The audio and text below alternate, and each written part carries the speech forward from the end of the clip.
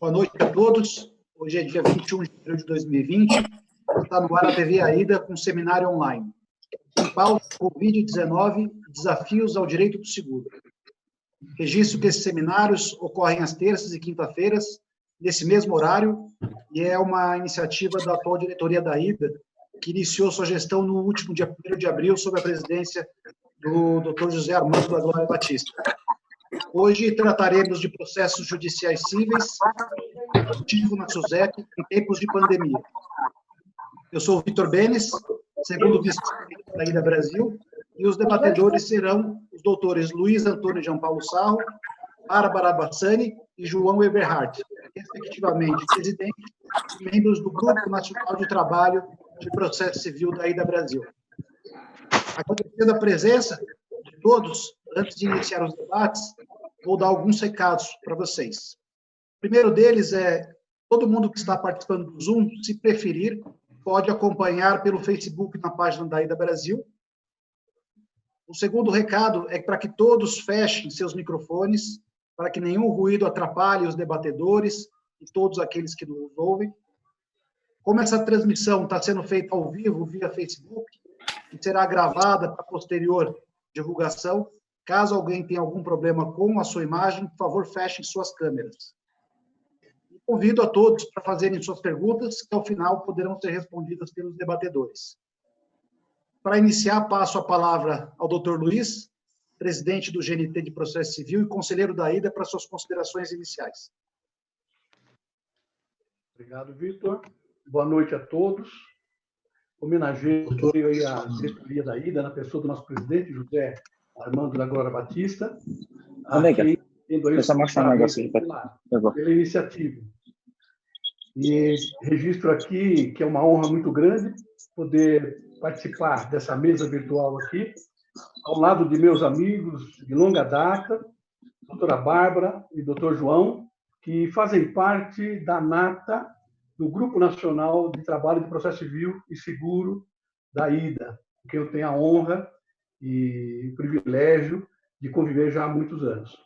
Então, vamos torcer aqui que façamos aí um bom evento e que possamos aclarar aí o que for possível a respeito dessa fase que nós estamos passando em relação ao Poder Judiciário. Todos bem-vindos. Agora eu passo a palavra para a doutora Bárbara, para também fazer suas considerações iniciais. Olá, boa noite a todos. É um prazer estar aqui. Parabenizo a AIDA Brasil por essa iniciativa super importante da gente ter as lives semanais. Também parabenizo a nova diretoria, o que faço na pessoa do nosso mediador, Dr. Vitor Benes. Desejo muito sucesso para toda a nova diretoria, Dr. Armando, e já começamos bem com essa importante iniciativa. Obrigada, Dr. Luiz, pelo convite. Dr. João, sempre um prazer estar com vocês. Espero que todos gostem bastante dos debates. Obrigada.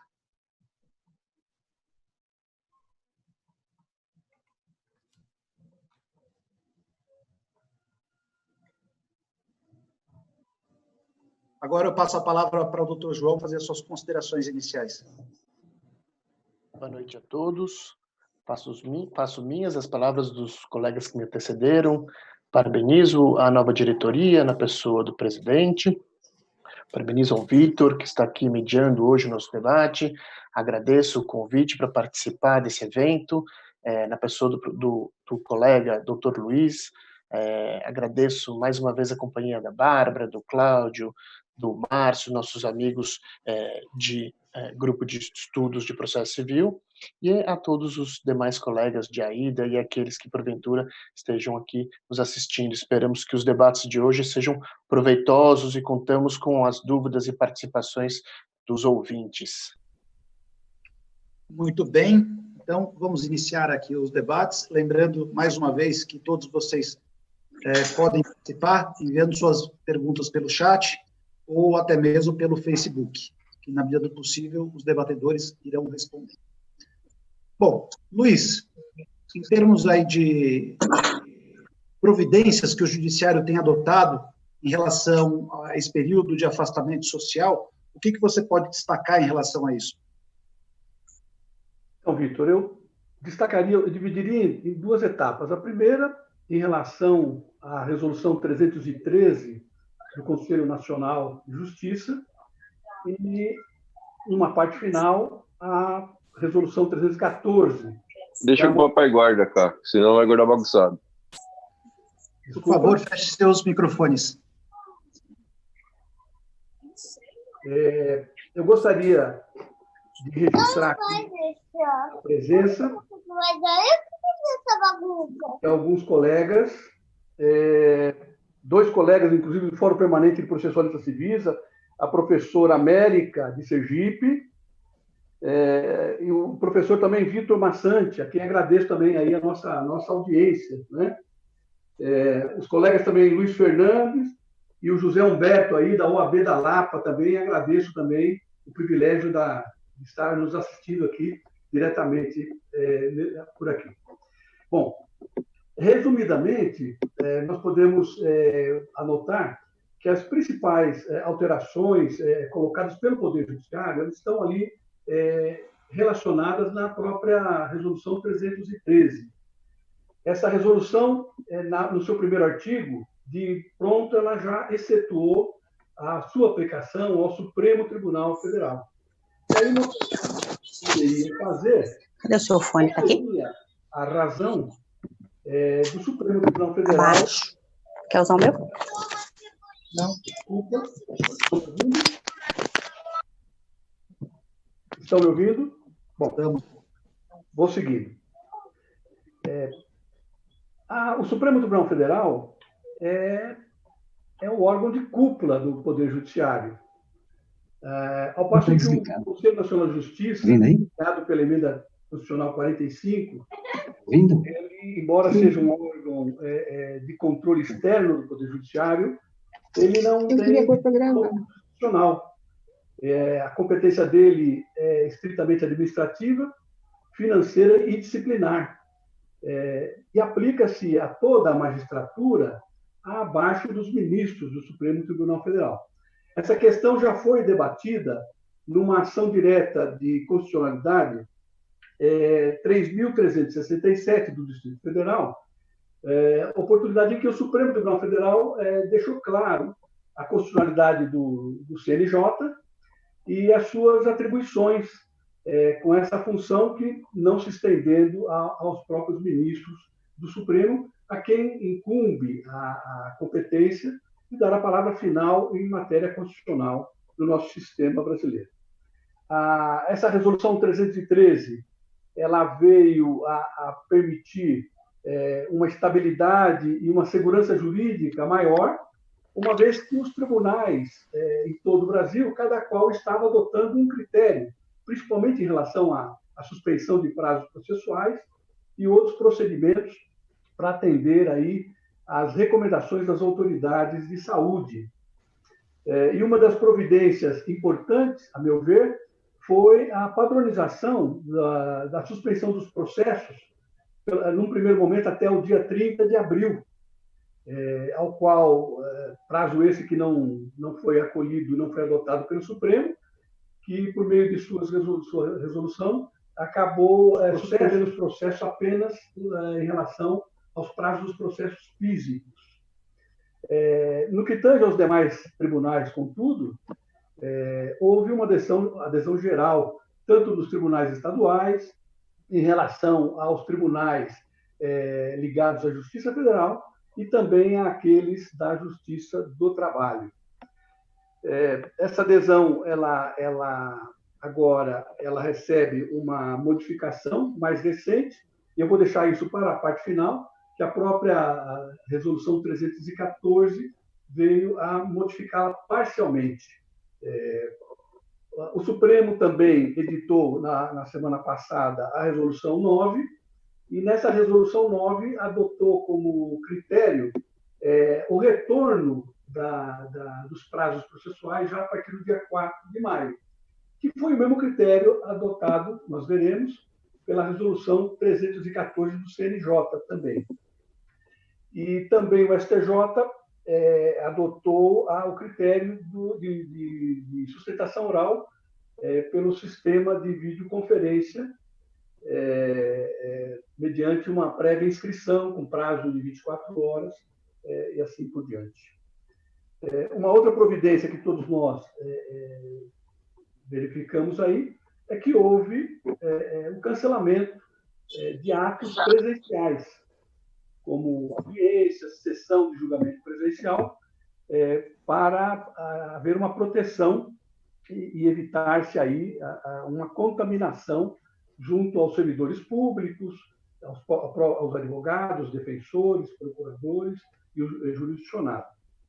Essa medida aguarda ainda orientação das autoridades públicas de saúde para, eventualmente, lá na frente, receber alguma regulamentação que lhe dê, eventualmente, uma flexibilização.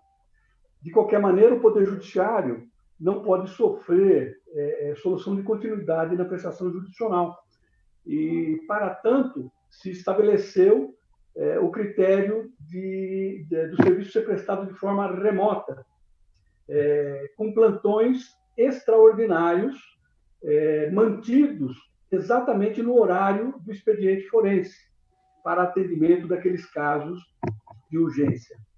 A resolução deixou claro, no seu artigo 4º, que não havia suspensão, não há suspensão para as medidas de urgência, né? Que devem ser sempre preservadas aí para que o direito não fique prejudicado. Nós podemos afirmar também que o STF adotou duas posturas importantes. De um lado, ele ampliou a competência nos julgamentos tidos como virtuais.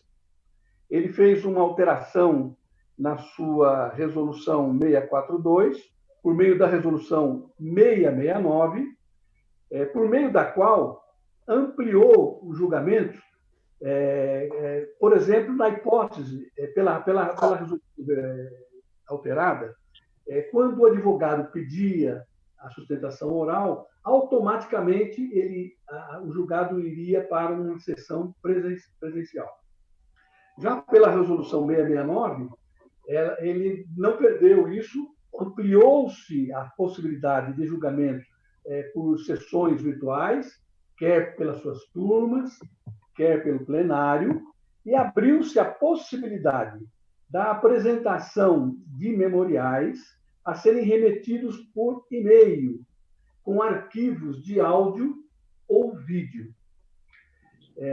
Logo em seguida, a notícia da publicação desta resolução, houve uma petição de 6 advogados de renome, dentre os quais uma parte de ex-ministros dos tribunais superiores, pedindo a revogação desta medida, por entender que essa forma de sustentação oral,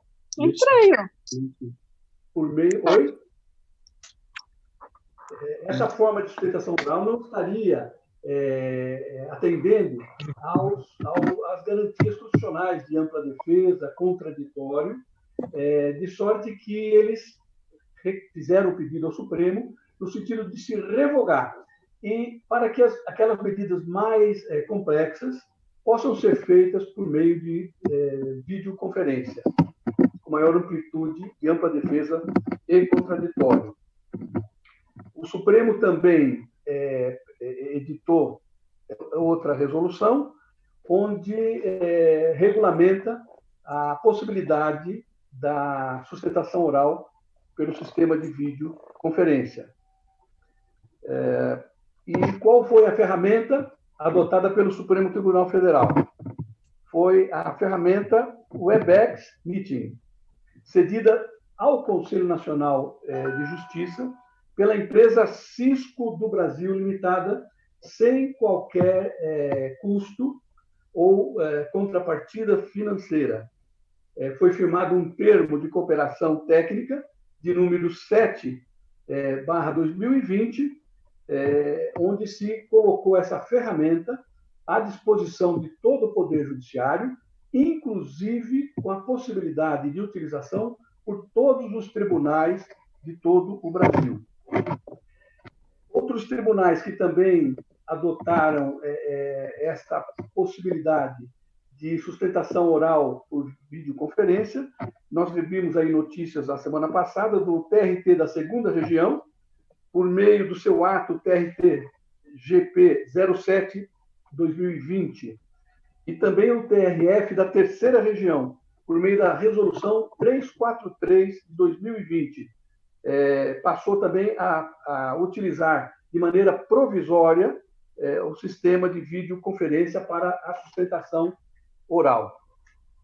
Aqui em São Paulo, nós tomamos conhecimento na semana passada, que a Corregedoria Geral do Estado de São Paulo publicou um comunicado 284 de 2020, estabelecendo diretrizes, regulamentação para audiência virtual,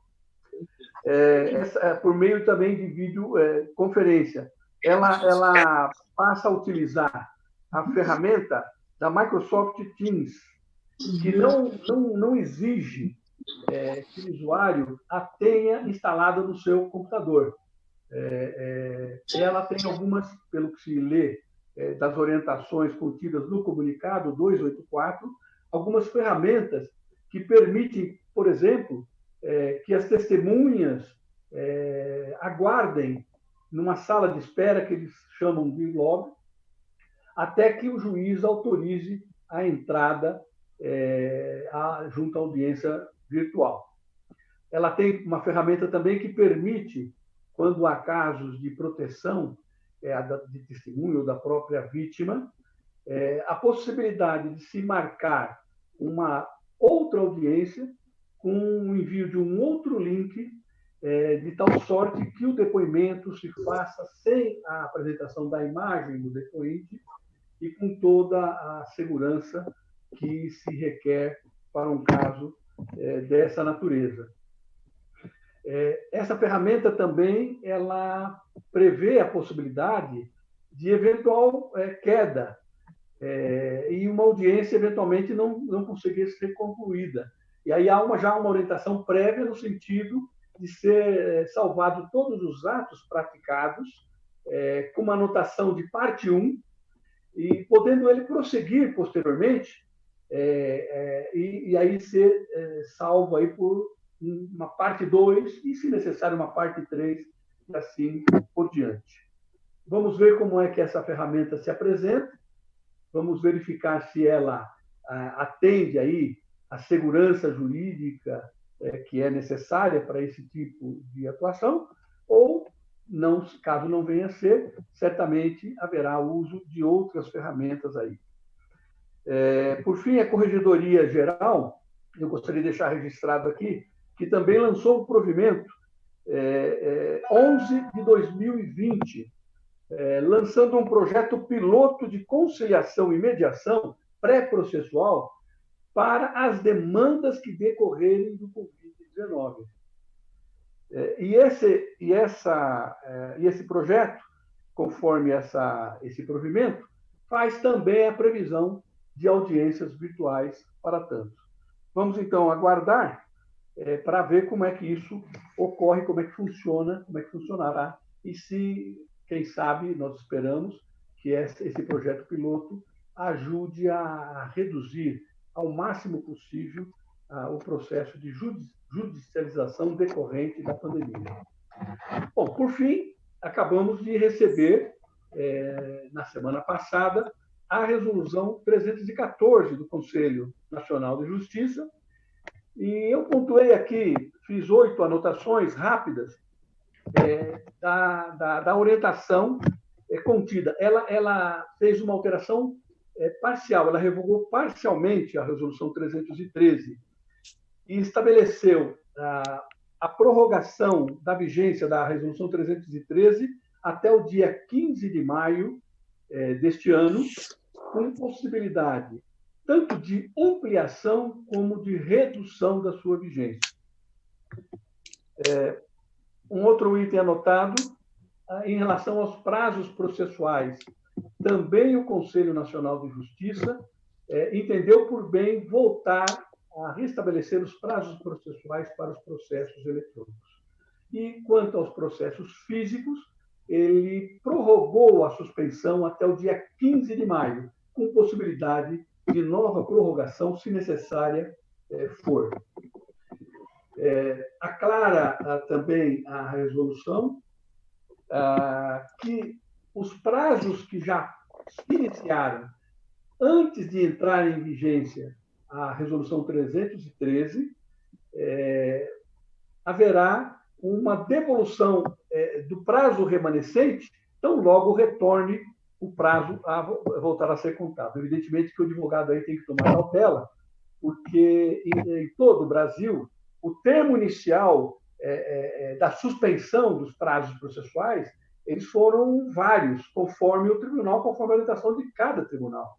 Houve uma padronização do termo final da suspensão do prazo processual. Mas o termo inicial, o advogado precisa ficar atento. Além do que, ele precisa verificar, antes de mais nada, se aquele processo ele realmente sofreu a suspensão do processo. Porque, se for aquelas medidas de urgência, eles têm tramitação normal e assim por diante. Há a previsão também da possibilidade de adiamento dos prazos dos atos que não puderem ser praticados por meio eletrônico virtual, a critério aí do juiz, por absoluto, quando houver demonstração de absoluta impossibilidade técnica ou prática de atendimento do prazo processual.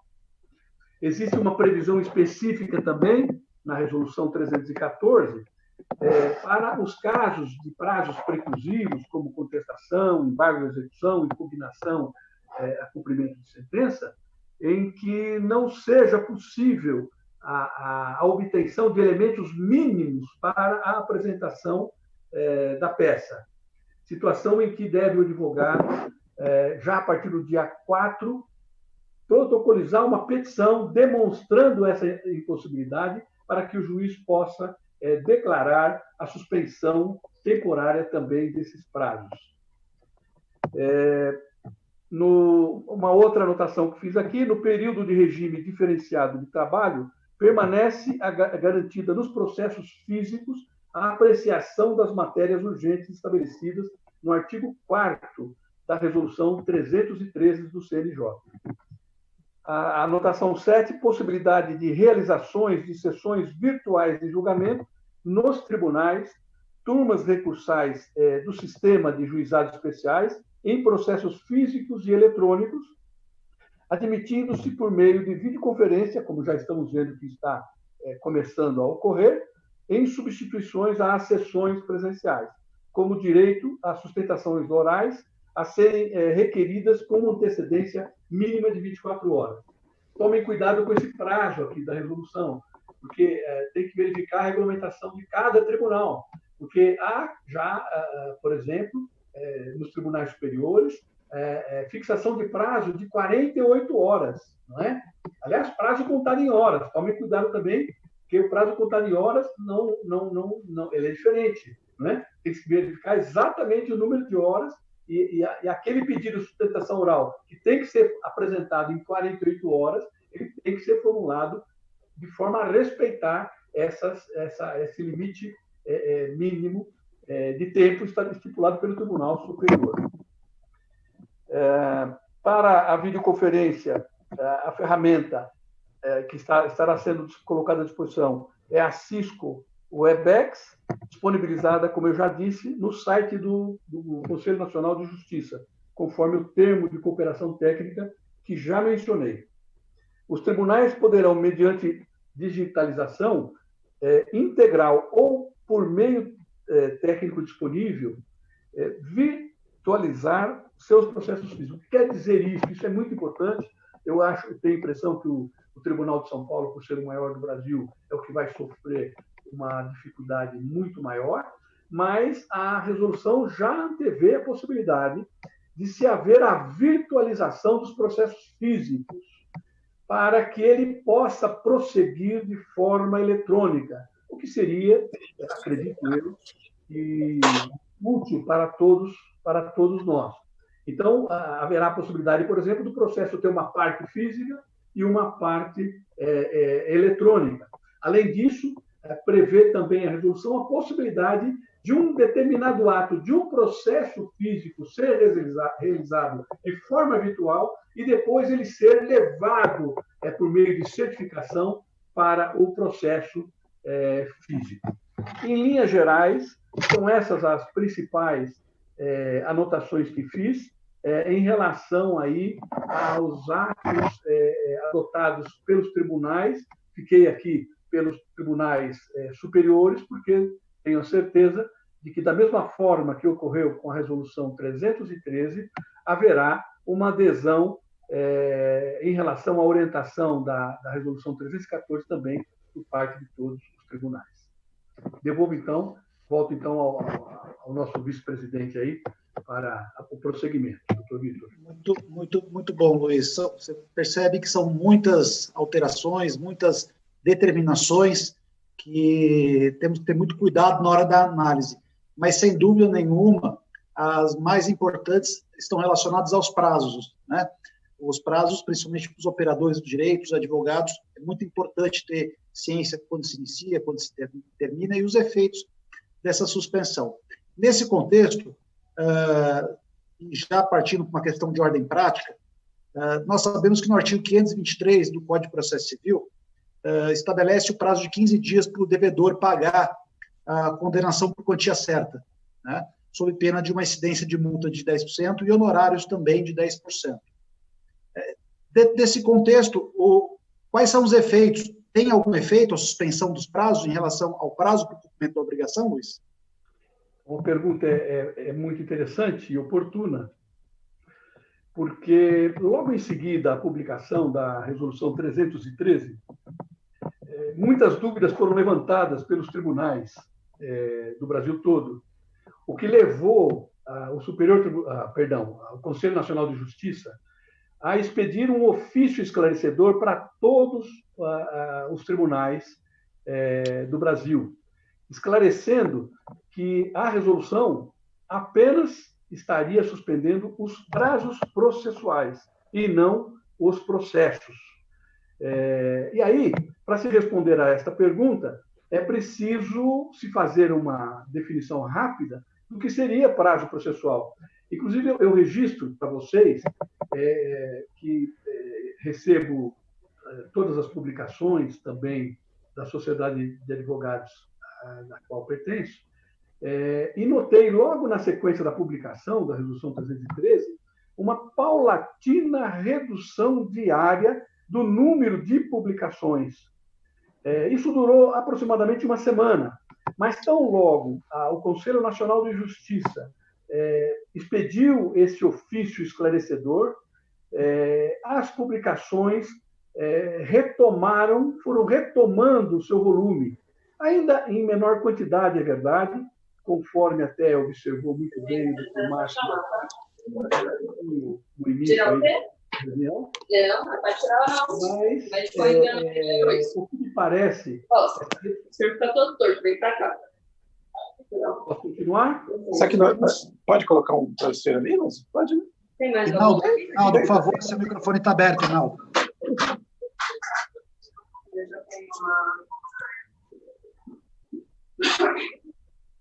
Pode continuar, Luiz. Posso continuar.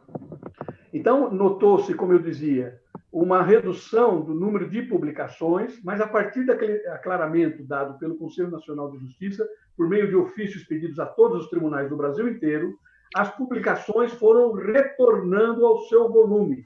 É verdade que ele não atingiu os 100%, mas me parece que isso é até natural, porque estamos ainda num processo de aprendizagem desse trabalho, de se trabalhar de maneira à distância, de forma remota, mas aos poucos eu quero crer que todos que fazem parte aí do Poder Judiciário, seus aplicadores do direito, advogados, defensores, procuradores, vão se aprimorando com o passar do tempo e vão retornando à produção técnica inicialmente.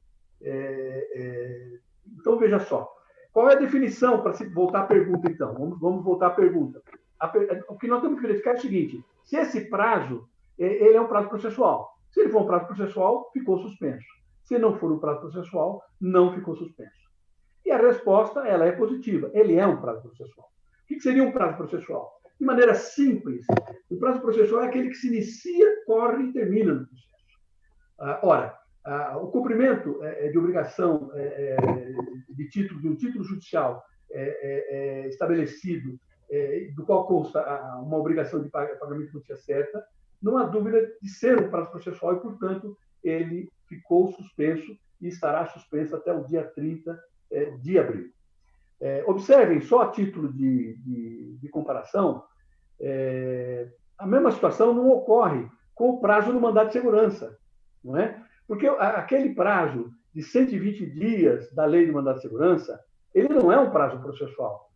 Ele tem natureza decadencial, ele não se suspende e ele não se interrompe. De sorte, além do que, obviamente, que é uma das medidas de exceção ali do artigo 4º da Resolução 313, que foi mantido lá pela Resolução 314. E ele tem tramitação normal, até porque sempre implica em medida também de urgência.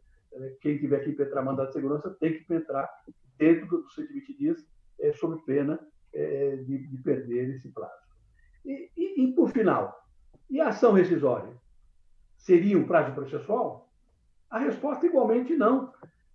Porque a ação rescisória também tem natureza decadencial. Né? É um prazo estabelecido de 2 anos, que, pelo Código de 73, não admitia nem suspensão nem interrupção.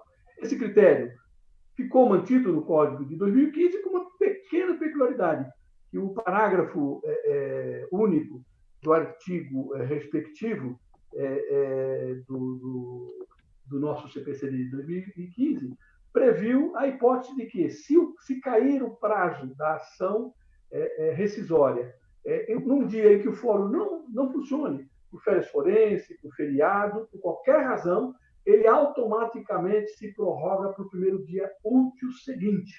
Aí pergunta-se, e se ele cair dentro deste período de suspensão antes do dia 30 de abril, então ele se prorroga para o primeiro dia útil seguinte?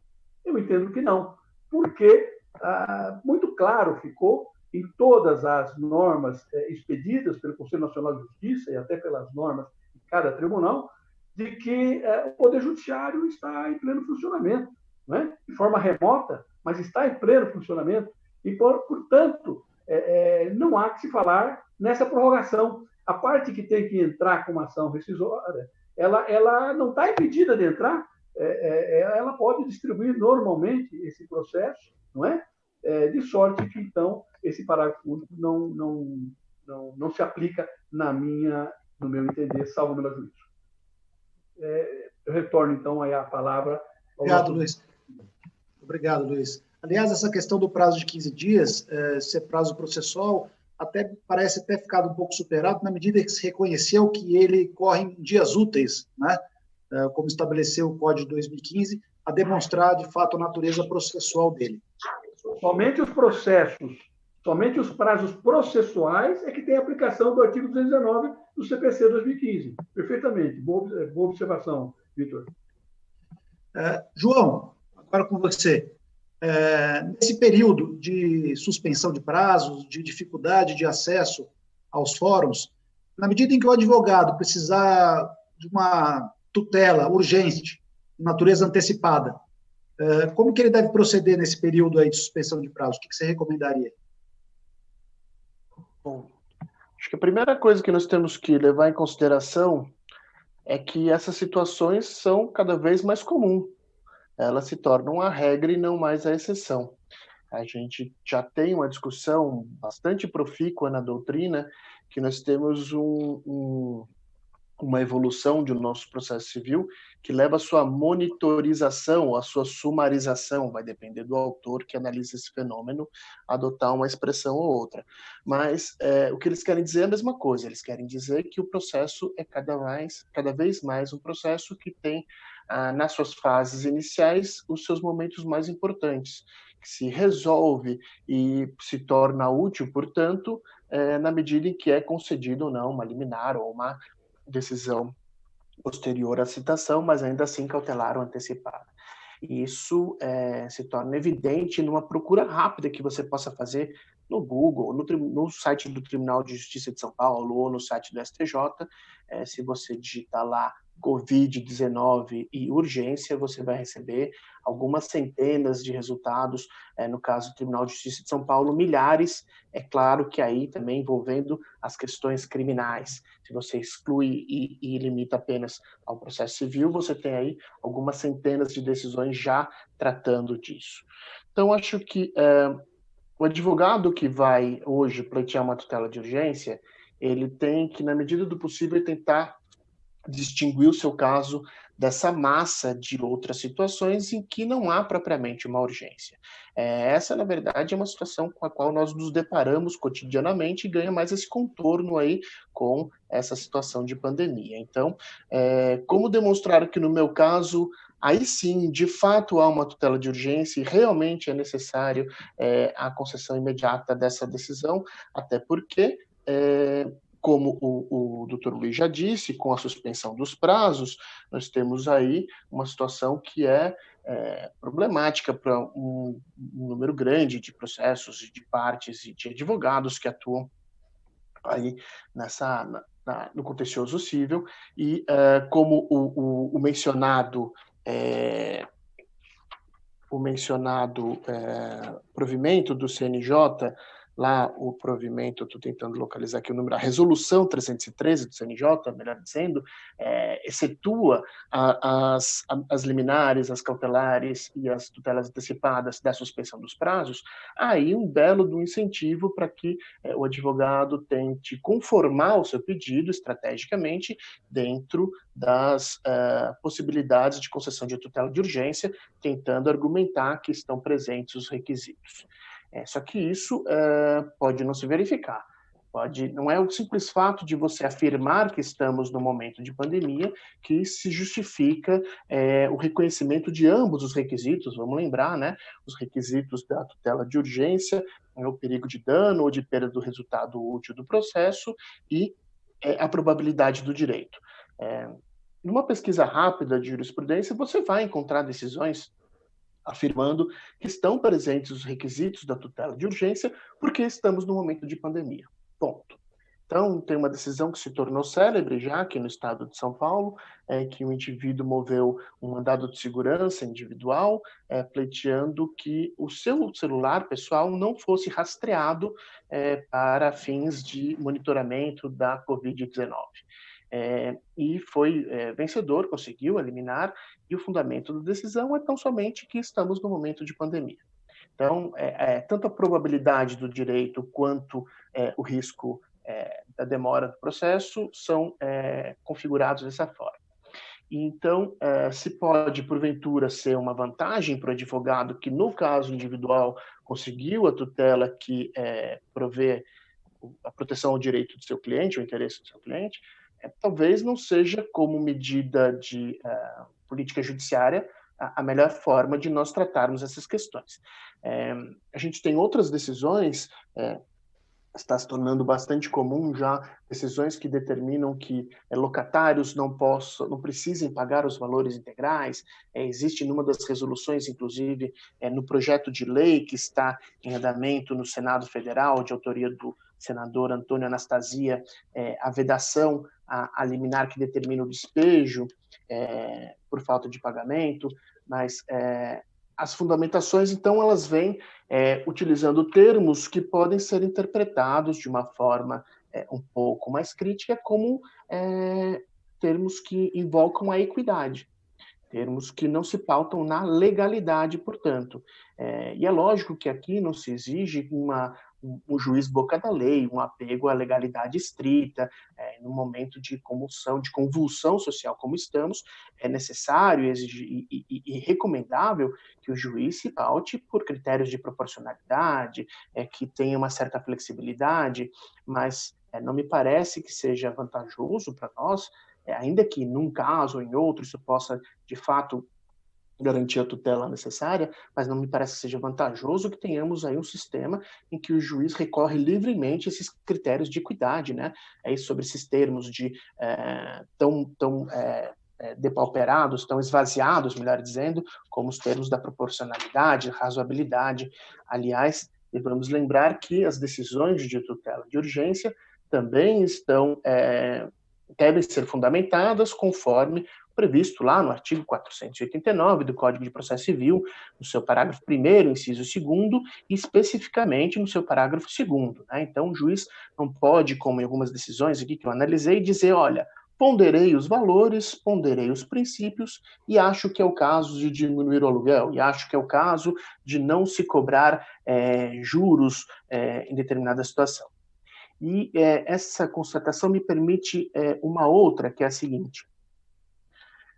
Também devemos ter uma certa cautela nesse momento que temos tantas mudanças de forma tão rápida, a gente fala em dias e semanas e não mais em meses e anos, em tentar estabelecer regras gerais a partir das decisões que estão conferindo tutela antecipada, tutela cautelar, enfim, tutelas de urgência. Seja porque esse quadro fático ainda é muito indefinido, seja porque, como sempre, todos os casos têm suas peculiaridades, seja porque muitas dessas decisões são dadas por juízes em primeiro grau, então ainda não há um posicionamento do tribunal ou do Superior Tribunal de Justiça, e por último, porque existe, logicamente, nesse momento, uma preocupação em se noticiar esses fatos, em termos a maior informação possível, e muitas vezes esses casos se tornam midiáticos e não necessariamente representam o posicionamento do tribunal, o posicionamento que vai ser adotado pelo tribunal mais adiante. Então, quando a gente vai formular o pedido de tutela antecipada ou de tutela cautelar, além, né, dessa necessária redação correta dos termos do pedido, do esforço que se fará para despachar isso de forma habitual, ou pelo menos, na pior das hipóteses, enviar um vídeo que seja formulado o pedido com os esclarecimentos necessários. Então, aproveitarmos aquilo que há de vantajoso nos meios de interação virtual, porque, afinal de contas, hoje nós temos, por exemplo, uma vantagem que certamente não teríamos alguns meses atrás, que é poder nos comunicarmos diretamente com o juiz. Alguns deles estão disponibilizando o WhatsApp pessoal para isso. Então, existe também, e há de ser reconhecida, uma boa vontade de uma parcela do judiciário em fazer essas pontes, em estabelecer esses caminhos. Até estou vendo aqui o comentário do Juliano e eu concordo com ele. Eu acho que a gente vai aprender muito com essas audiências por tecnologia, essa possibilidade de exercer atos à distância. Acho que vamos ter ganhos que podemos utilizar posteriormente. Então, se você vai formular o seu pedido, por exemplo, para deixar de formular um pagamento, de efetuar um pagamento, é necessário que você, só exemplificativamente, funde o seu pedido em algumas das hipóteses legais já previstas. Você não vai fazer um pedido dizendo, olha, eu acho que porque tem uma pandemia vai ser difícil efetuar esse pagamento, então nós temos previsão legal já para essas hipóteses, uma previsão que é bastante extensa, né? Então a gente tem a possibilidade, desde a discussão do tão falado caso fortuito ou de força maior, que está lá no artigo 393, a gente vai ver se o caso concreto configura essa situação, mas a gente ainda tem as possibilidades de renegociação e de revogação contratual do artigo 377, do artigo 478, pela chamada teoria da imprevisão ou da onerosidade excessiva. E, por último, que é bastante relevante, porque muitos dos nossos contratos envolvem relações de consumo, né? Dos nossos contratos, eu digo contratos de seguro, que envolvem relações de consumo, nós temos a teoria da base do negócio, lá no Código de Defesa do Consumidor, que sequer exige uma imprevisibilidade fática. Basta que se reconheça uma alteração da base contratual que foi levada em consideração pelas partes para formular o contrato e que, obviamente, isso sim é fácil de ser demonstrado, mas não afasta o ônus da alegação, deve ser alegado, o juiz não deve considerar o pedido sem que ele seja fundamentado.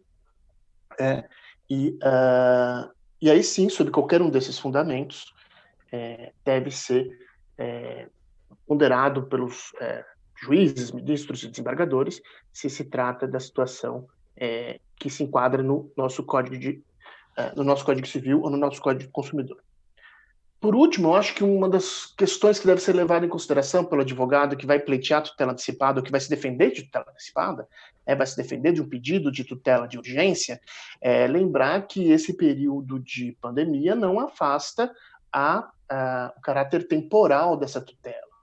Então, nós não devemos aceitar, nós não devemos, como comunidade jurídica, aceitar que se possa fazer justiça sem o devido contraditório, que se possa considerar devido processo legal, sem que haja cognição exauriente quando for possível e necessária. Então, as decisões que são dadas com base em cognição superficial, que são dadas no início do processo, antes da citação ou posteriormente à citação, mas antes de exaurida a cognição, antes da fase probatória, quando necessária, são decisões que são dadas com base nas informações e nos documentos e nas provas que são possíveis ali serem formuladas logo no início. Se essa decisão, porventura, for irreversível, ela se torna, então, a chamada tutela satisfativa. É uma tutela que confere aquilo que a parte pleiteou e não é possível se reverter mais essa situação.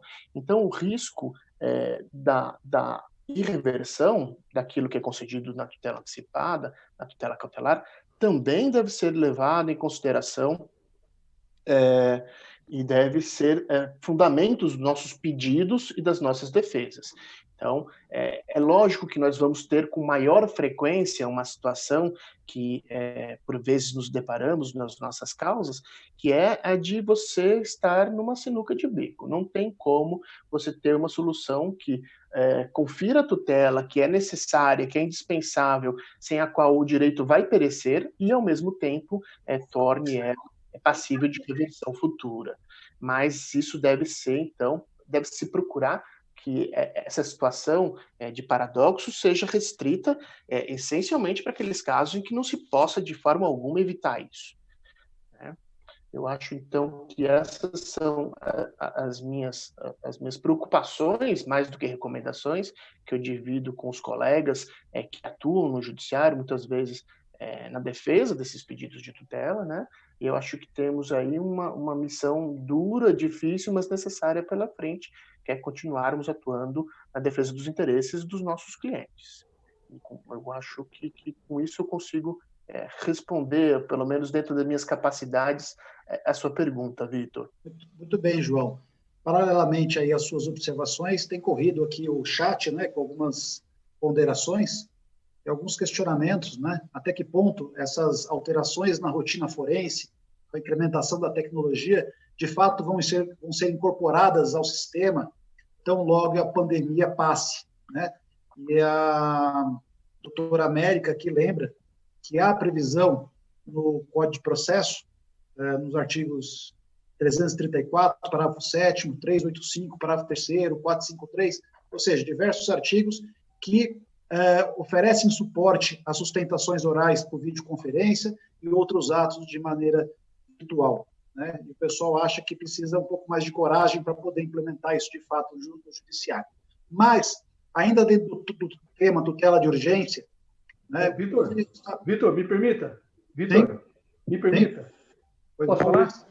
Sim. Como está muito adiantado da hora, eu queria sugerir, com a autorização do João, se não houver problema, passe a palavra para a doutora Bárbara, porque tem umas questões que envolvem a SUSEP, processo administrativo, muito importantes, que a gente não pode deixar de debater hoje. Você não quer fazer isso? Você me autoriza? Posso fazer, Luiz, sem problema nenhum, mas não se preocupe com o tempo, porque reunião de advogado é assim mesmo, a gente marca o tempo e ele nunca... Então, fique absolutamente tranquilo, nós temos liberdade para poder prosseguir. Peço desculpa, então, peço desculpa. Como realmente o assunto é de alta relevância, eu entendo que ficar um pouco a mais aqui não vai atrapalhar os nossos trabalhos. Mas, de qualquer maneira, vou compartilhar aqui, porque a Bárbara ela traz um outro aspecto, que são os impactos da pandemia nos processos administrativos.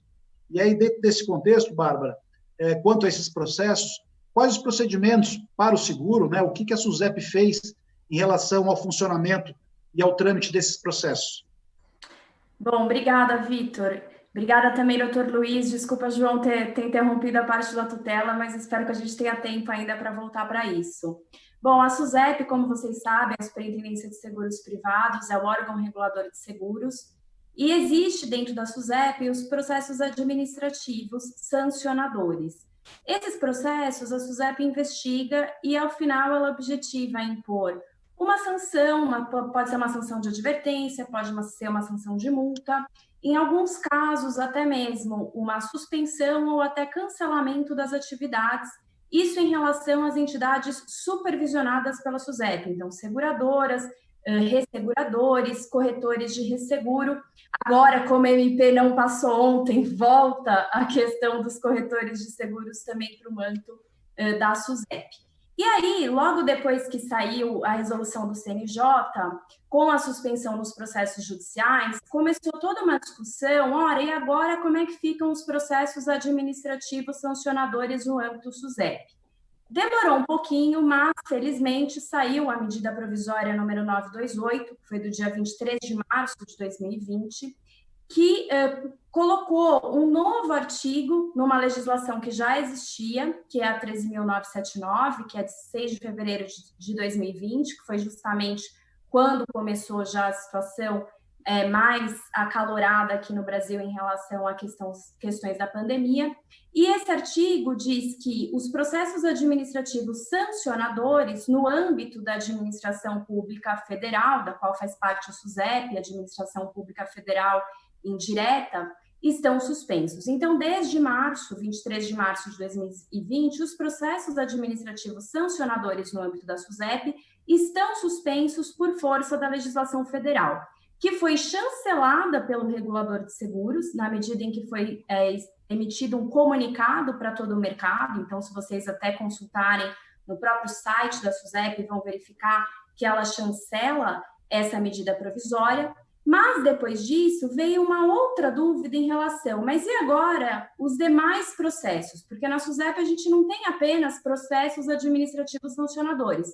A gente tem uma série de outros processos, por exemplo, de comunicação de atos societários, atualização de registros de resseguradores admitidos e eventuais, que são resseguradores estrangeiros, que têm prazo para se manter aqui no Brasil, mantendo suas operações no Brasil, precisam atualizar suas informações cadastrais, os admitidos no final de maio e os eventuais no final de julho, e isso não estava claro. Até que, no dia 17 de abril, então bem recente, na sexta-feira, a SUSEP soltou uma carta para todo o mercado, uma carta que saiu tarde da noite, se a gente olhar lá no horário da carta, mais de 7h30 da noite, falando que esses prazos, alguns deles, né, no caso dos resseguradores admitidos e eventuais, esse prazo relacionado à atualização cadastral vai ficar prorrogado, então, por 60 dias. Então, no caso dos admitidos, que seria agora em maio, há uma prorrogação de 60 dias.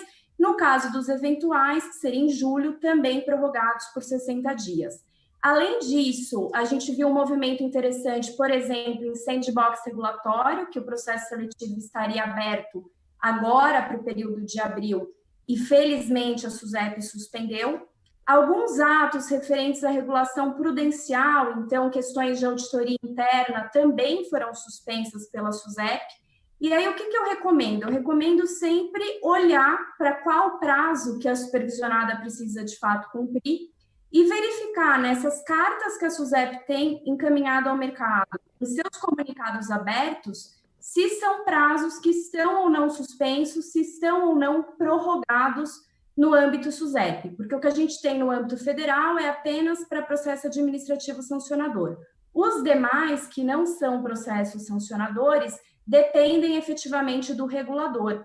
Mas o que eu tenho visto, embora um pouco tardio por parte da SUSEP, é uma boa vontade muito grande em relação a entender as dificuldades do mercado e partir, então, se não para uma suspensão, para uma prorrogação. Em termos de funcionamento, a questão da SUSEP, vejo que está funcionando bem do ponto de vista de contato, os e-mails estão sendo respondidos rapidamente, o que é bastante positivo, e até chama a atenção o fato, eu brinco que a SUSEP está a todo vapor, né? Então, continuam vindo as normas, consultas públicas, a questão do sistema de registro de operações, o projeto piloto para o seguro garantia já tem data marcada para agosto, então tem muita coisa acontecendo realmente no âmbito regulatório, e imagino que vai ainda acontecer muita coisa, pensando, inclusive, que ontem foi o prazo da MP que desregulamentava o corretor de seguros, e a gente não teve uma conversão na legislação. Imagino que esse seja um tema também que a SUSEP venha a tratar e a se manifestar, na linha, inclusive, de consultas públicas que foram abertas no começo do ano, tratando da certificação dos corretores, etc. Então, de uma forma positiva, embora muitas supervisionadas tenham conversado e dito que não é fácil, para o jurídico, muitas vezes, as condições de trabalho remoto e para a diretoria é perfeita, mas para o operacional nem sempre, dada a dificuldade, não da empresa, porque é disponibilizado o note, o programa, etc., mas às vezes a internet da pessoa em casa também não é a melhor possível. Às vezes não tem em casa um ambiente que possa trabalhar daquela forma. E como o seguro é, inclusive, considerado atividade essencial pela legislação federal, e realmente o SUSEP, como órgão regulador, não pode parar, o que a gente tem ouvido muito é que a SUSEP tem estado em contato com as supervisionadas e que os times operacionais estão assim de cabelo em pé, porque está um pouco difícil de responder ofícios, encaminhar informações, mas eu vejo que a SUSEP tem olhado com uma certa flexibilidade para isso e se valida de algumas tecnologias e inovação para atender o supervisionado e também o consumidor. Para vocês terem uma ideia, se você olhar lá no site da SUSEP, tem até um número que o consumidor pode acessar a SUSEP pelo WhatsApp. Então, acho que realmente são novos rumos. Bárbara, muito objetivamente, no Conselho de Recursos, como que ficou? Ou como está a situação? Bom, no Conselho, que é o segunda e última instância da SUSEP, que é um órgão colegiado, para quem não sabe, é formado por 10 conselheiros, 5 nomeados pelo setor público, 5 representando o setor privado. A gente também fala em processo administrativo sancionador, então, no âmbito do Conselho, esses prazos também estão suspensos, por força da legislação que eu já mencionei.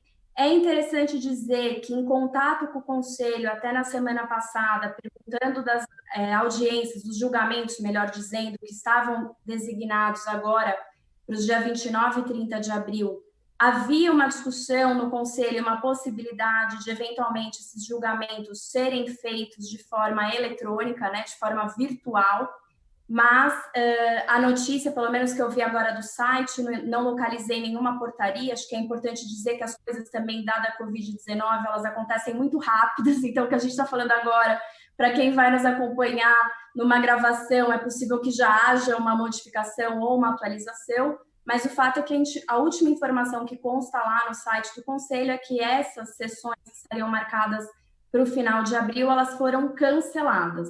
Então, o que faz todo sentido, porque, sendo em vista que os prazos estão suspensos, não precisaria realmente ter um julgamento virtual. Mas eu imagino que talvez para maio, considerando até planejamentos, porque não poderemos sair todos, considerando a Covid, e irmos para uma sessão de julgamento e nos aglomerarmos em maio. Então, eu imagino que a tendência seja que tenhamos, muito em breve, julgamentos virtuais também no âmbito do Conselho, e espero que assim seja. Obrigado, Bárbara. João, não me esqueci de você, dada a sua tutela de urgência. Também gostaria que você fosse muito objetivo nessa pergunta que eu vou lhe fazer, em razão do tempo. Tá? Se a parte descumprir uma tutela de urgência e arguir força maior decorrente da pandemia, o que você vê como consequência de natureza processual numa situação como essa? Bom, primeiro de tudo, queria agradecer a presença do professor Lucon, estou vendo ele aqui na minha tela, então tem que tomar muito cuidado agora com a minha resposta. João, eu ia deixar para o final, para fazer essa exaltação, mas você já se antecipou. O professor Lucon nos acompanha aqui pelo grupo, para nós é uma situação de muita satisfação tê-lo aqui conosco. Eu entendo, Vitor, que nesse caso a gente não tem uma alteração daquilo que normalmente se verificaria. Tem que demonstrar que, de fato, há essa situação impeditiva do cumprimento, essa situação tem que ser alegada e demonstrada nos autos.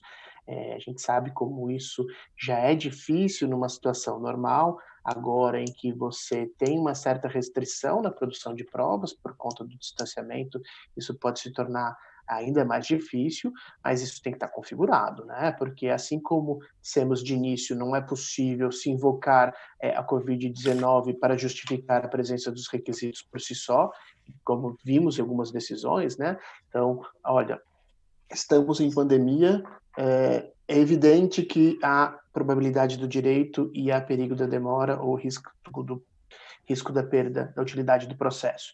Da mesma forma, não se pode dizer que esse argumento pode ser manejado em defesa sem uma justificação que o comprove.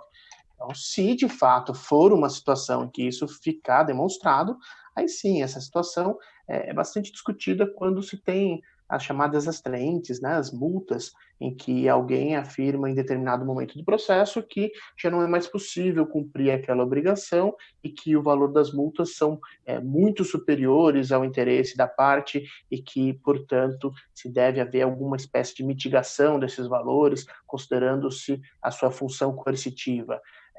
Então, isso não é um debate novo, mas que provavelmente vai se tornar bastante frequente e que tem que ser demonstrado. Muito obrigado, João.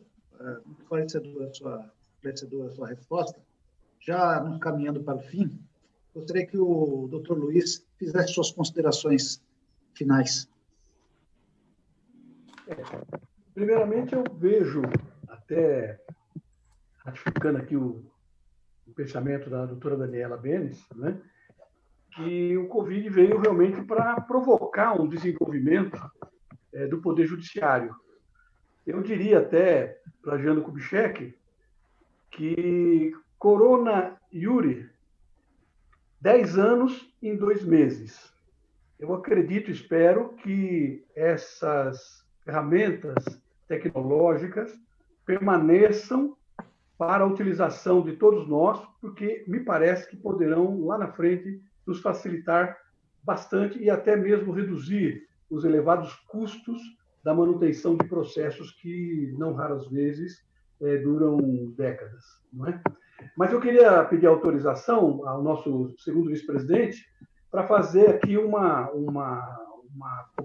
chamada do nosso livro, que está no forno, está por sair, e aproveitando aqui a presença ilustre do professor Lucon, que coordena a obra juntamente comigo, com o professor Volpe, e, ao mesmo tempo, enaltecendo outros 2 coautores que estão nos prestigiando aqui também, que é a doutora América, lá de Sergipe, e também o doutor Vitor Massan.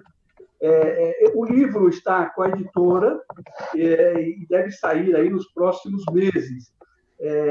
Para fazer uma certa propaganda, o nosso livro contém artigos, além de comentários, artigos de juristas de renome, e eu peço licença aqui a todos para rapidamente citar alguns nomes. Paulo Henrique Lucon, obviamente, inclusive tem vários comentários a vários institutos, de excelente nível, né, professor? O próprio Luiz Henrique Volpe, o desembargador Humberto Teodoro Burgo, José Miguel Garcia Medina, Fred Didier, Alexandre Freitas Câmara, Antônio Carlos Marcato, que comenta os 6 institutos do nosso trabalho, Eduardo Talamini, Nathalie Capitelli Roque, Rodolfo de Camargo Mancuso, Alexandre Ávalo Santana, dentre outros, além dos vários nobres professores que integram o nosso grupo de processo civil. Não é? Para vocês terem uma noção, a qualidade dos comentários está elevadíssima. Começou com uma indicação pelo próprio professor Lucon de vários professores, vários mestres, doutores. Houve indicação do próprio Humberto Teodoro Júnior, do Mancuso e do Volpe também. Além do que, eu convidei também vários professores do Fórum Permanente de Processualistas Civis, para vocês terem uma noção. 82 mestres, 67 doutores, 6 desembargadores, 1 procurador de justiça, 1 procurador da Fazenda Nacional, que é a diretora da Escola da Advocacia Geral da União aqui da 3ª Região, 3 procuradores de Estado, 6 procuradores de município, procurador-geral lá de Campo Grande, e 2 procuradores da AGU. E mais ainda, eu agradeço em nome da própria editora e agradeço a todos esses coautores pelo fato de terem, todos eles, doado os royalties para as atividades acadêmicas dos 17 grupos de trabalho da nossa Associação Internacional de Direito de Seguro. Muito obrigado aí, e espero que saia rapidamente e a gente possa comemorar esse trabalho aí. Obrigado, professor Locon, pela presença, é uma grande honra, realmente. Bárbara, você tem a palavra. Obrigada, prazer estar aqui novamente, uma honra, professor Locon, obrigada por ter nos acompanhado. Queria dizer que, independentemente da suspensão nos processos administrativos, por a maioria tramitar eletronicamente, é importante que os prazos continuem sendo cumpridos. A mesma coisa no judiciário.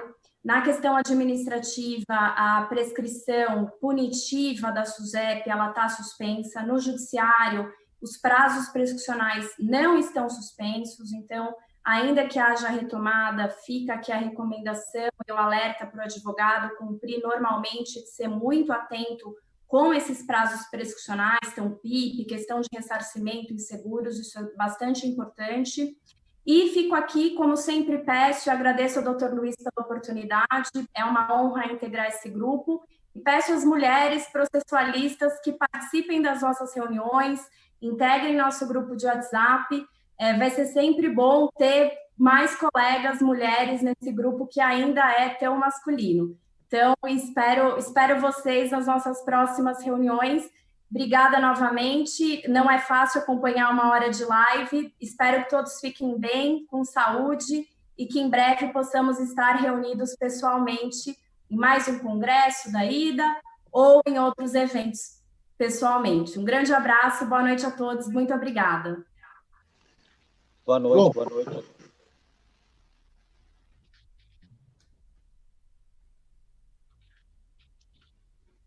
Pois não, Vitor? João, você tem a palavra. Armando quer falar. Não. Eu estou só assistindo. Eu estava agradecendo aí. Muito obrigado. Continue, Vitor. Fique à vontade. Pois não, João. Bom, pessoal, muito obrigado pela atenção, pela paciência de vocês, pelo diálogo, pelo debate, pela oportunidade de estar aqui conversando. Faço minhas, mais uma vez, as palavras dos colegas que me antecederam. Como bem disse a Bárbara, esperamos que em breve estejamos juntos novamente para continuar esses debates, aí talvez menos complexos e também talvez regados a um bom vinho, que eu vi que o Ribas estava tomando um vinhozinho ali, que não é bobo nem nada, fiquei na inveja, mas cuidem-se, saúde a todos, e vamos em frente. Muito obrigado. Antes de terminar, eu gostaria de fazer um convite, alguns convites. Vitor, rapidinho, só para registrar a presença de mais 2 coautores da nossa obra, os professores João Dalcol e o professor Rafael, lá de Maringá, que é o colega lá do professor Medina. Então, eu gostaria de registrar aqui a presença deles também, que muito nos honra. Desculpe aí, Vitor. Pode prosseguir. Imagina, está registrado.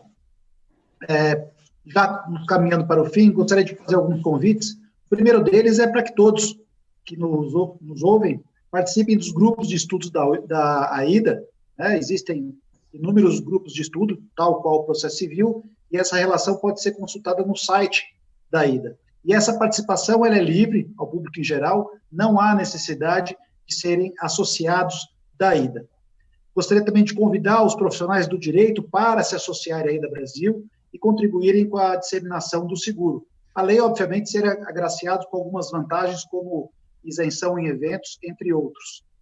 Registrar também que na próxima quinta-feira, dia 23, no mesmo horário, às 17 horas, haverá o webinar envolvendo seguro-saúde. Portanto, também convido a participarem. E, por fim, lembrando que nos dias 10 e 11 de setembro, ocorrerá um Congresso Nacional da AIDA em Gramado, no Rio Grande do Sul. Inicialmente, a previsão era ter ocorrido em março, mas, em razão da pandemia, foi adiado para setembro. As inscrições continuam em aberto e, portanto, convido a todos a participarem. Muito obrigado pela presença e uma boa noite a todos. Boa noite. Boa noite. Obrigada. Uma observação, 19 horas na quinta-feira. Vitor. Não 17. Eu falei, então, desculpe, às 19 horas. Dia 23, às 19 horas. Obrigado, pessoal. passar.